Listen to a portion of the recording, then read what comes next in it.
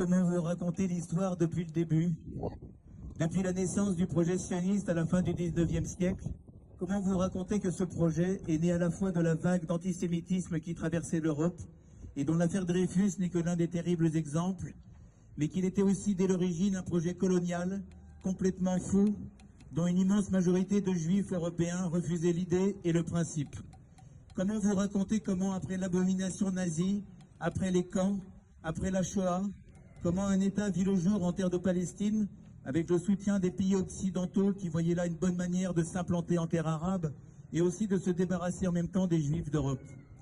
Comment vous raconter 80 ans de politique de colonisation de plus en plus violente, niant les droits d'un peuple, 80 ans d'humiliation permanente d'une population civile, la torture, l'emprisonnement abusif, l'expropriation des terres, l'arrachage des oliviers, le rebouchage des puits d'eau,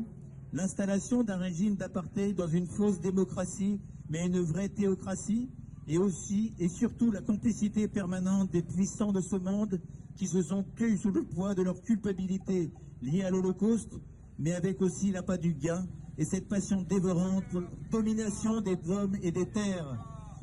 Comment vous faire comprendre la création et le financement par l'État d'Israël de mouvements islamistes comme le Hamas pour empêcher toute création d'un État palestinien sur cette terre? Comment vous expliquer cette hypocrisie profonde, ce mensonge permanent, cette duplicité qui produit elle-même les futurs assassins de son propre peuple? Comment vous raconter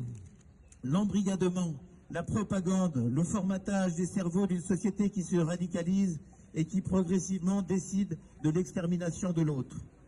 Comment réussir à vous faire comprendre que le massacre du 7 octobre, une abomination, n'est que le fruit et le résultat d'une longue et lente politique de destruction et de désir d'annexion? Comment vous dire l'horreur de 3 ans de génocide, du massacre des enfants, des femmes, des journalistes, des médecins et du personnel soignant, des militants des organisations humanitaires, la destruction des écoles, des hôpitaux, le massacre probablement de plus de 200 000 personnes, l'utilisation de la famine comme arme de guerre, et tout cela sans aucune retenue, sans aucune mise au banc de la communauté internationale, ni boycott économique, culturel, sportif, qui aurait pu être le minimum des réactions face à l'horreur? Comment te raconter enfin ma tristesse d'entendre mon voisin me dire que ça ne le concerne pas parce que c'est loin, parce que ce sont des Arabes, parce que ceci n'est pas son problème? Comment te raconter ma tristesse et ma colère face à ce monde qui m'entoure et qui préfère détourner les yeux, baisser la tête, se boucher les oreilles et qui ne comprend pas qu'il sera lui aussi complice de ces injustices, de ces massacres, de ce génocide? Comment vous raconter aussi tous nos espoirs durant toutes ces décennies, toutes les étapes, toutes les tromperies, tous les mensonges et tous ceux qui sont tombés, de Yasser Arafat à Yitzhak Rabin, et tout dernièrement, notre plus grande compagne de lutte, Leila Chaïd, qui a préféré se donner la mort face au gouffre de son désespoir? Comment te raconter le nôtre de désespoir, notre colère et aussi notre perpétuel espoir d'y croire encore et toujours? Croire encore à l'égalité des êtres, croire au droit de tout un chacun à vivre sur cette terre en paix avec son voisin, croire encore et malgré tout à la justice, au droit international, aux droits de l'homme, aux droits des peuples à disposer d'eux-mêmes, à croire donc à ce en quoi nous avons toujours cru, mais qui semble malheureusement s'envoler dans le vent, sous la violence des bombes, sous la violence des intégrismes, la violence des puissants qui dirigent le monde?